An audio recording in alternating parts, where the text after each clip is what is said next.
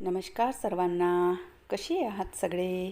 मस्त आहात ना? आशा करते तुम्ही सगळे आनंदात असाल. तुम्हा सर्वांचं अगदी मनापासून स्वागत आहे आपल्या चॅनलवरच्या आजच्या या व्हिडिओमध्ये. तर आज सकाळी सकाळी नाश्त्याला ना उपमा बनवला होता आणि तोच मी किट्टूच्या टिफिनवर सुद्धा दिलेला. ॲक्च्युली म्हणजे उपमा बनवण्याचं जे कारण आहे तर तेच म्हणजे किट्टूचा टिफिनच आहे. कारण तिची आजकाल जी शाळा आहे तर ती सकाळची शाळा चालू झालेली आणि तिच्याच टिफिनसाठी म्हणून मी जो नाश्ता आहे तर तो बनवते. तर उपमा बनवलेला तर तोच तिच्या टिफिनवर दिला. आणि सध्या वाढत्या उन्हामुळे किंवा वाढत्या तापमानामुळे जे शाळेत जाणारे मुलं असतात किंवा बाहेर जाणारे व्यक्ती असतात तर त्यांना ना असं काहीतरी जे थंड पेय आहे तर ते मी देते. त्यामध्ये मग तुमचा ताक असो, लिंबू पाणी असो किंवा मग आंब्याचं पन्हं वगैरे असो, तर या ज्या गोष्टी आहेत तर त्या शरीराला ना थंड ठेवतात. तर तेच मी तिला प्लास्टिकच्या बॉटलमध्ये दिलेलं. काचेची ना सेपरेट बॉटल आहे, म्हणजे असे जे काही थंडी पेय वगैरे असतात तर ते बाहेर नेण्यासाठी ना काचेच्या ज्या बॉटल्स असतात 250 mlच्या, तर त्या बॉटल्स मी आणलेल्या. पण कधी कधी काय कोणास ठाऊक या ज्या छोट्या छोट्या बॉटल्स असतात तर त्यामध्ये तिचं असतं की मला यामध्येच घेऊन जायचं आहे म्हणून. तर म्हणून मग त्या ज्या छोट्या छोट्या प्लास्टिकच्या बॉटल्स होत्या तर त्यामध्ये मी तिला पन्हं दिलं. आणि काल ना जे कपडे आहेत तर ते उशिरा धुतलेले होते. म्हणजे सध्या ना आता पाण्याचा प्रॉब्लेम सुरू झालेला आहे आमच्या इकडे. सकाळी 4-5 तास नळ राहतो आणि संध्याकाळी 4-5 तास नळ राहतो आणि दुपारच्या वेळेला म्हणजे 11, 11:15च्या दरम्यान कधी त्या आधीसुद्धा बंद होऊन जातो. तर थोडासा पाण्याचा प्रॉब्लेम झालेला. तर कधी कधी बघा जे कपडे आहेत ना तर ते राहून जातात. म्हणजे बाकीचे आपण जे घरकाम आहे तर ते करायला घेतो आणि मग कपडे वगैरे जे आहे तर ते शेवटीला मी धुते. तर ते जे कपडे आहेत ना तर ते राहिलेले तर तेच मी काल सायंकाळच्या वेळेला धुवून टाकले. आणि उन्हाळ्यामध्ये ना बऱ्याच वेळा माझ्यासोबत असं होतं की म्हणजे पाणी वगैरे गेलं की जे कपडे आहेत तर ते बऱ्याच वेळा मी सायंकाळच्या वेळेला धुवून टाकते आणि स्टँडवर म्हणजे स्टँडवर टाकले की रात्रभरामध्ये ते सुकून जातात. तर ते जे कपडे होते तर ते घडी करून त्यांच्या जागी ठेवले. कारण घरकामाला सुरुवात करायच्या आधी ना जोही एक्स्ट्राचा पसारा असतो तर तो आवर करून घेतलेला बरा असतो. आणि तसंही बघा आज ना मला बाहेर जायचं आहे आणि बाहेर जायचं असेल तर अशा वेळेला माझी जी कामं आहेत तर ते मी माझ्या पद्धतीने पटापट कसे आटोपण्याचा प्रयत्न करते तर तेच मी आज तुमच्यासोबत शेअर करणार आहे. बऱ्याच वेळा काय होतं की आपण ना बरेचसे कामं स्किप करतो, म्हणजे जे स्किपेबल कामं आहेत तर ते स्किप करतो. जरी आपण करू शकत असू ते कामं तरीसुद्धा आपण स्किप करतो आणि मग दुसऱ्या दिवशी ना कामाचं जे बर्डन आहे तर ते आपल्यावर जास्त येतं आणि त्याचमध्ये आपला जो खूप वेळ आहे तर तो सुद्धा जातो आणि कामाचं बर्डन वाढण्यामुळे चिडचिडसुद्धा होते. तर म्हणून मग ना माझा प्रयत्न असतो की जे कामं मी करू शकते तर ते कामं करून जाण्याचा प्रयत्न करते. म्हणजे जर माझ्या हातात वेळ असेल तर घरातले सगळे जे कामं आहेत तर ते करूनच मी बाहेर पडते. आणि खूपच जर घाई असेल तर मग जे स्किपेबल कामं आहेत तर ते स्किप करून देते. पण जर माझ्याकडे वेळ असेल आणि कामं मी करून जाऊ शकणार तर अशा वेळेला सगळे जे कामं आहेत तर ते मी करायला घेते. तर कपडे सगळे आधी ना जमवून घेतले आणि त्यानंतर म्हटलं जे बेड आहेत ना तर बेड जमवून घेते. कारण झाडू पोछा करायच्या आधी बेड वगैरे जमवून घेतलेले बरे असतात. कारण आजकाल बघा मुलांना दिवसभर त्यांचा बिस्तरवरच वावर असतो. आपण सुद्धा इकडून तिकडून आलो की बिस्तरवरच म्हणजे झोपतो बसतो. तर त्यामुळे जे बेड आहे ना तर त्यावर बघा जी पायाची धूळ वगैरे असते तर तीसुद्धा खूप अशी लागलेली असते. आणि दुसरी गोष्ट म्हणजे ज्या बेडशीट आहे तर त्यावर सुद्धा अशा रिंकल्स वगैरे असतात. तर झाडू पोछाच्या आधी बेड वगैरे व्यवस्थित केले की घरामध्ये बघा वेगळंच जी प्रसन्नता आहे ती वाटते आणि आपल्यालासुद्धा घर स्वच्छ असल्याचा आनंद मिळतो. तर इथे बेडवर बघा मागे ज्या छोट्या छोट्या उशा तुम्हाला दिसत असतील तर त्यांना मी मागे बनवलेल्या त्यांना घरी आणि छान आहेत. म्हणजे अजूनही त्या चापट झालेल्या नाहीत, पण तरीहीसुद्धा माझी जी उशी आहे तर ती मी थोडीशी फ्लॅट असलेलीच घेते. कारण मला ना सर्वायकलचा त्रास आहे आणि खूप अशी भरगच्च उशी घेतली की डोक्याला आणि शोल्डरला म्हणजे जो कांदा असतो तर त्यावर ना थोडासा त्रास होतो आणि त्यामध्ये दुखणं चालू होतं. आणि तुम्हालासुद्धा बघा जर सर्वायकलचा त्रास असेल किंवा शोल्डर पेन असेल, हेडेक होत असेल तर अशा वेळेला ना खूप अशी भरगच्च उशी घ्यायची नाही.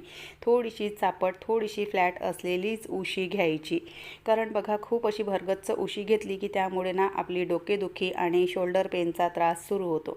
तर म्हणून मग जर सर्वायकलचा त्रास असेल तर जी उशी आहे तर ती थोडीशी चापटच घेण्याचा प्रयत्न करायचा. त्यानंतरचं जे झाडांचं काम होतं, म्हणजे सगळे कामं स्किप झाले तरी चालतील, पण झाडांना आपण अवॉइड करू शकत नाही, कारण सध्याचं तापमान इतकं आहे की तुम्ही झाडांना एक टाईम पाणी दिलं नाही की तुमचे जे झाडं आहेत ना तर ते सगळे असे खराब व्हायला लागतात. आणि तुमची महिन्याभराची किंवा तुम्ही किती दिवसापासून झाडांची सेवा शुश्रूषा करत आहात, ती सगळी जी मेहनत आहे तुमची तर ती पूर्ण वायाला जाते. तर म्हणून मग झाडांचं काम काही स्किप करू शकत नाही. तर म्हणून मग आधी ना झाडांना इथे पाणी टाकायला घेतलं, कारण सध्या ऊन बघा इतकं वाढत चाललं आहे. आणि झाडांना मी तर म्हणेन की सकाळ संध्याकाळ दोनही टाईम पाणी द्यायचं आणि दिवसातून एक वेळा त्यांना ना स्प्रे करून घ्यायचं. म्हणजे स्प्रेमुळे पानांमध्ये ना ओलावा राहतो, मॉइश्चर राहतो, तर त्यामुळे जे पानांचे टिप्स आहेत ना तर त्या सुकत नाहीत. तर म्हणून मग दिवसातून एकदा स्प्रे करून घ्यायचं आणि 2 वेळा म्हणजे सकाळला आणि सायंकाळला त्यांना पाणी द्यायचं.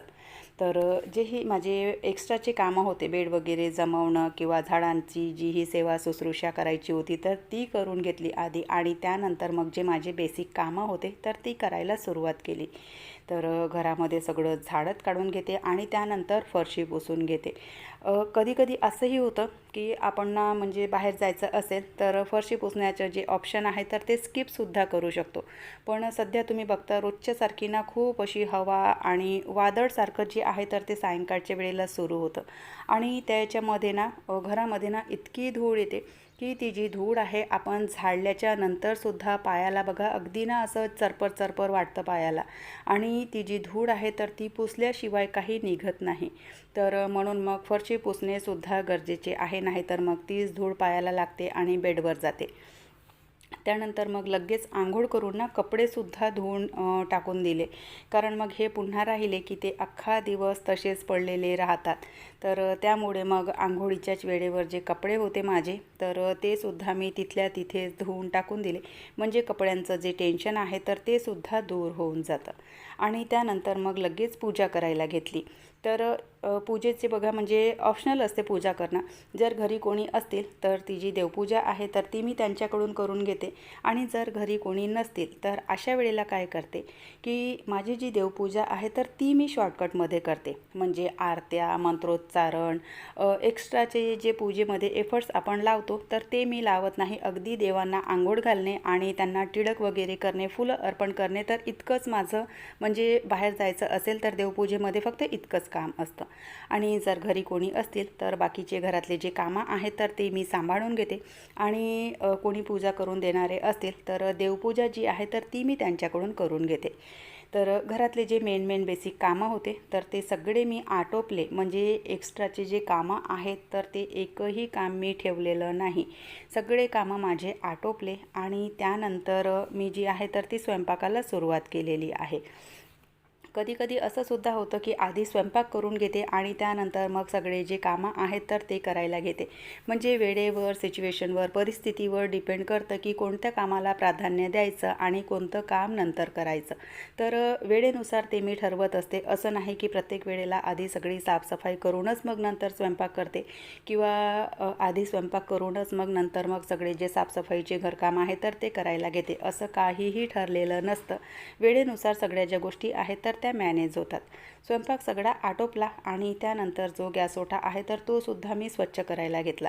कारण जर आपण हे असंच ठेवलं तर नेमकं असं होतं की आपल्याला बाहेर जायचं आहे, घर आपलं अस्वच्छ पडलेलं आहे आणि नेमकं त्याच वेळेवर कोणीतरी तुमच्या घरी येतं. म्हणजे पाहुणे म्हणा किंवा कोणी म्हणा तर ते नेमके तुमच्या घरी येतात. तर माझा स्वयंपाक आटोपलेला आणि त्यानंतर मग सानूचा फोन आला की तिची मैत्रीणसुद्धा घरी येत आहे. तर थोडासा मी जो भात आहे तर तो इथे बनवायला घेतला, कारण भात थोडासा कमी होता.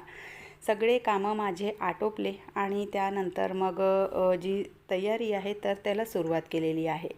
सध्या उन्हाच्या याच्यामुळे बघा म्हणजे ऊन इतकं वाढत चाललेलं आहे की ज्याप्रमाणे झाडांची केअर आपल्याला एक्स्ट्राची केअर करण्याची गरज आहे, त्याचप्रमाणे आपल्या स्वतःला सुद्धा एक्स्ट्रा केअरची गरज आहे. उन्हामध्ये बाहेर जायच्या आधी स्वतःला व्यवस्थित जे म्हणजे सनस्क्रीन वगैरे आहे, मॉइश्चरायझर आहे तर त्याच्याने व्यवस्थित तुम्ही प्रोटेक्ट करून घ्या. आणि चांगलं व्यवस्थित भरपूर पाणी प्या. जे थंड पेय आहे तर ते घ्या आणि त्यानंतरच मग उन्हामध्ये बाहेर पडा. तर जी सनस्क्रीन वगैरे होती, थोडंसं जे स्किन केअर असतं तर ते करून घेतलं. आणि पुन्हा एक ट्रिक तुम्हाला सांगते की केस करायच्या वेळेला बघा, केसांचा जो गुंथा आहे ना तर तो खालून काढायचा. म्हणजे आपण काय करतो की एकाच वेळेला असे वरून ना सगळे केस गुंताळा त्यांचा काढत जातो आणि अशा वेळेला ना केस आपले खूप झडतात. तर केसांचा गुंता खालून काढायचा. तर चला, माझी जी सगळी तयारी आहे ती आटोपलेली आणि निघालो आहे आम्ही बाहेर. कुठे चाललेलो आहे तर भंडाऱ्याला ना थोडंसं काम होतं. काय काम होतं तर बघा, प्रत्येकच गोष्ट आपण सोशल मीडियावर शेअर नाही करू शकत, पण एक महत्त्वाचं काम होतं तर तेच आटोपण्यासाठी चाललेलो आहोत. तर चला, आजचा जो व्हिडिओ आहे तो मी इथेच संपवते. आशा करते तुम्हाला आवडला असेल. व्हिडिओ कुठे जरी आवडला असेल तर लाईक करा, चॅनलवर पहिल्यांदा आले असाल तर सबस्क्राईब करा, बेल आयकॉनसुद्धा क्लिक करा, जेणेकरून माझ्या येणाऱ्या व्हिडिओचं नोटिफिकेशन तुम्हाला असंच मिळत राहील. व्हिडिओ कसे वाटतात ते सुद्धा न चुकता कमेंट करून सांगत चला आणि व्हिडिओला हाईपसुद्धा करत चला. तर चला, आपण भेटूयात नंतरच्या व्हिडिओसोबत. तोपर्यंत सगळ्यांना बाय, सगळ्यांना धन्यवाद. हर हर महादेव.